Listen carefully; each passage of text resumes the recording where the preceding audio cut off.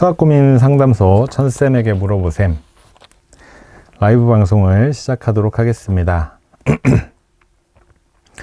겨울방학을 대비해서 교재 주문량이 많이 늘었어요. 많이 찾아주시는 것 같아요. 특히 따풀, 일단 따풀은 이렇게 저희 인스타로 팔로우 해주시는 분들이나 여러분들이, 그리고 이제 먼저 만나보신 분들이 좋은 평을 많이 해주셔서 지금 이제 더 많은 분들이 따풀을 알아보고 계시는 것 같아요. 정말 감사드리고요. 이렇게 매번 라이브 방송 찾아와 주셔서 함께 소통하고 해주시는 분들에게는 또 한번 더욱 감사드립니다. 지금 나온 따풀에 잠깐 안내해드리면 5, 6학년 혹시 구입하신 분들은 먼저 공부할 상권은 이제 전체 동영상 강의가 업로드 되었고요. 그리고 학원 같은 경우는 금 주말까지 되어서 다음 주면 모든 동영상 강의가 서비스 됩니다.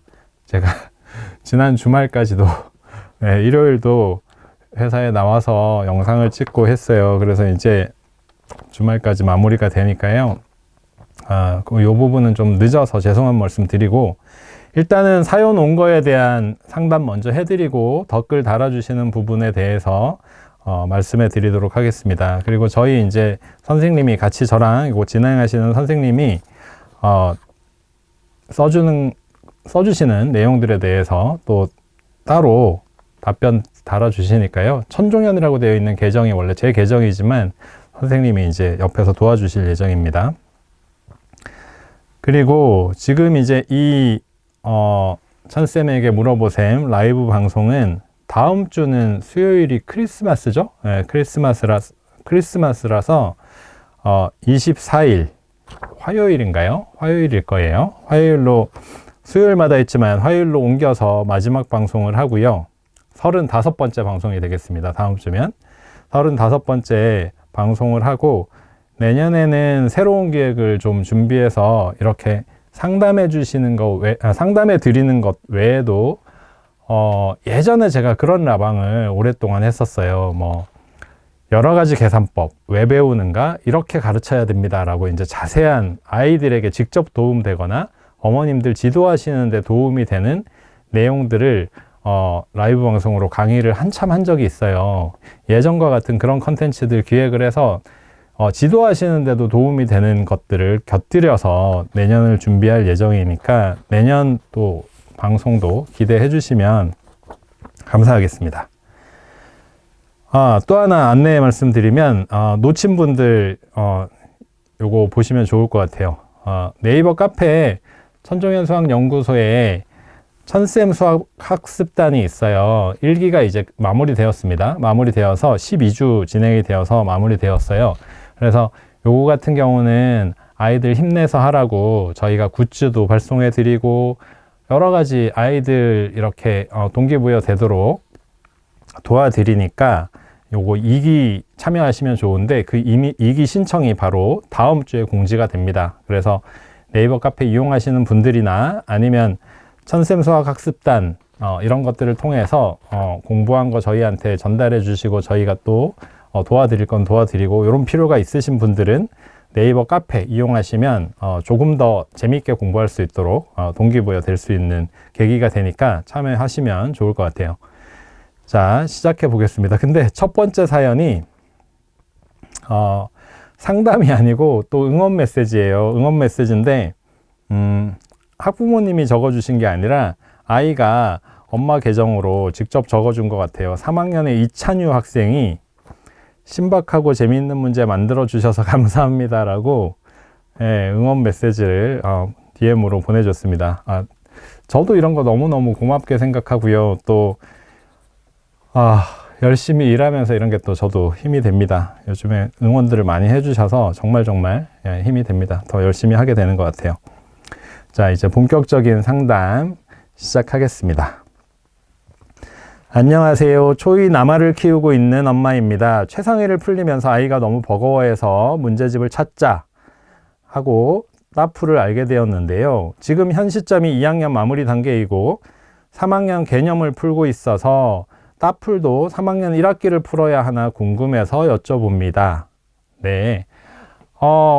따풀이 책의 권수가 많잖아요. 그래서 근데 이제 내용이 좋고 문제들이 이제 문제를 풀린다 이런 것보다 이런 생각 방법, 이런 문제 해결 방법을 알게 하자, 배움의 과정에 있다라고 하다 보니까 책을 보면 욕심이 나는 건 사실이지만 지금 이제 3학년 개념을 풀고 있다고 하면 개념이 끝날 때쯤 아니면 개념을 쉽게 풀고 있다면 따풀은 개념 중간에 거의 동시에 시작해도 크게 상관은 없습니다.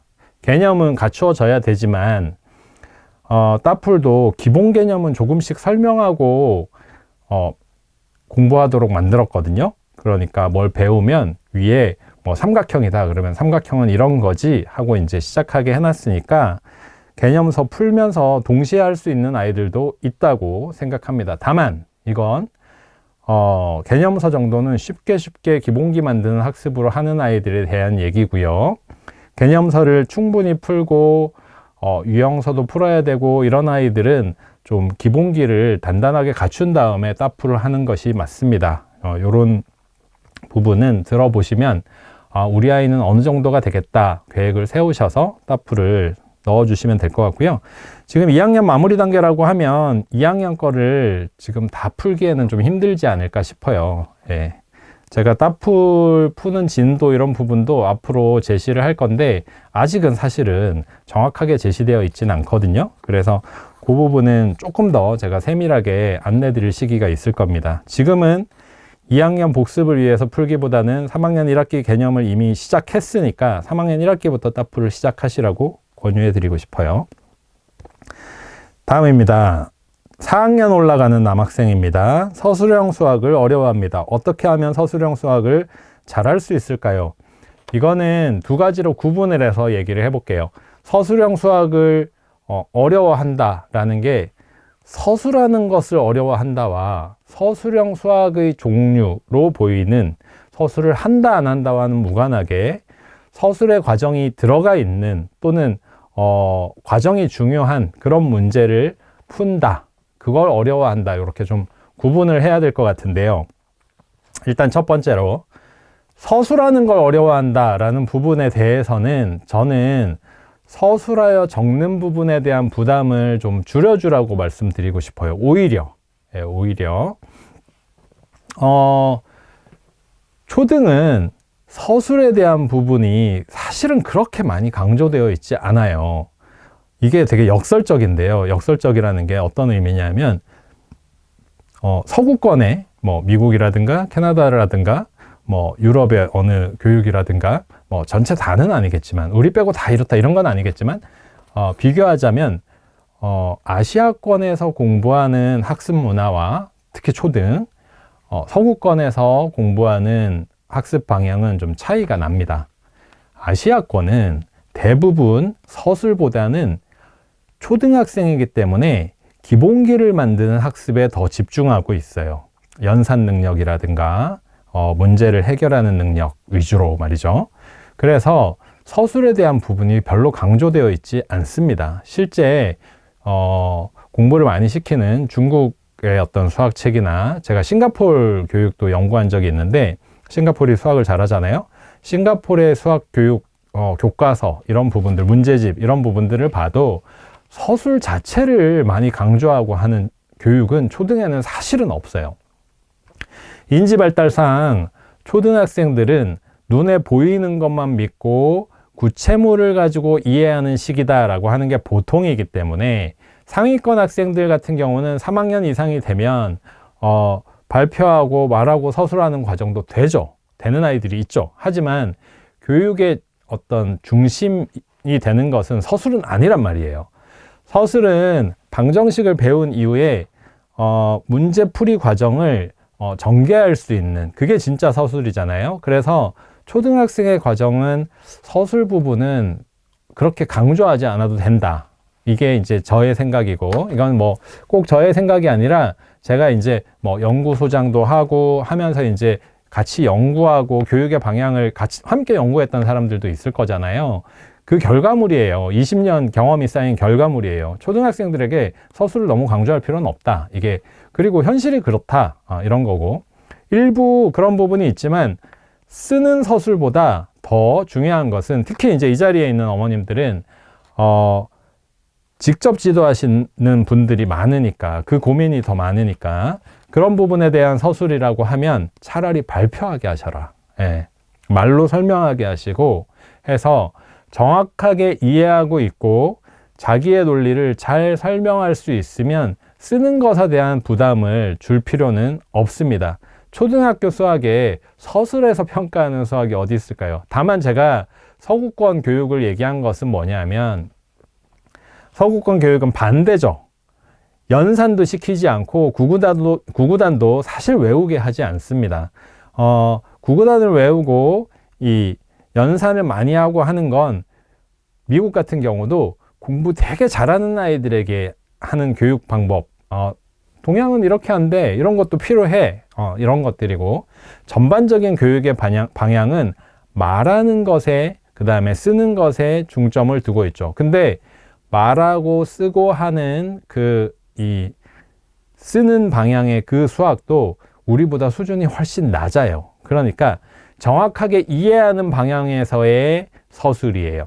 근데 지금 말씀하시는 서술형 문제라는 건 제가 이제 두 번째 서술형으로 넘어가는데 보통은 서술형 문제를 어려워해요 라고 하는 건 아이가 설명을 한다 못한다의 문제가 아니라 사실 문제 해결이 잘 안 되는 것이 우선일 거라고 생각됩니다. 그래서 이 두 번째 방향에서의 서술형 문제가 잘 안 돼요 라고 하시는 부분은 결국은 이제 저는 어떻게 들리냐면 심화 문제에서 문장제라든가 좀 길거나 파악하고 이렇게 뭔가를 이렇게 얘기할 수 있는 종류의 것들에 대해서는 좀 어려움을 느낍니다 라는 부분은 결국은 심화 문제는 다양한 문제를 정확하게 배우면서 공부하는 게 중요합니다. 이게 사실은 따라하면 풀리는 초등수학을 만든 어떤 저의 교육 철학 이런 것과도 이제 관련이 있는데요. 많은 문제를 푸는 것보다 그 문제를 접근하는 방식을 제대로 배우는 것이 더 중요하다.